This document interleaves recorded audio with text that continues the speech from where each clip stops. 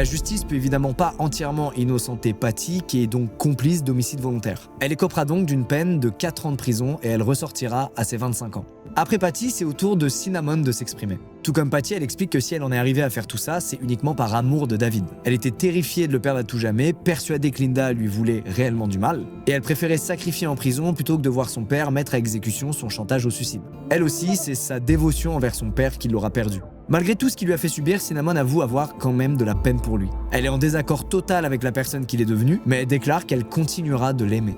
Au vu des nouveaux éléments apportés à l'affaire, le juge accepte de complètement revoir sa peine et les jurés acceptent de la libérer à ses 21 ans, soit 2 ans plus tard. C'est un incroyable soulagement pour Cinnamon qui s'était préparée à passer une grande partie de sa vie derrière les barreaux. Alors si certains jurés estiment qu'elle aurait dû purger une peine plus longue pour avoir malgré tout tué de sang-froid Linda, les autres estiment qu'elle a déjà payé sa dette envers la société. Elle était finalement qu'un simple instrument pour David qui était le réel cerveau derrière ce meurtre. En parlant du loup, vient donc le tour de David, l'accusé principal de cette affaire. Devant le jury, c'est toute sa vie construite sur la tromperie et le contrôle qui est déballé. Désormais, il est face à ses propres monstruosités, lui qui a fait tuer sa femme et sacrifier sa fille juste pour s'enrichir.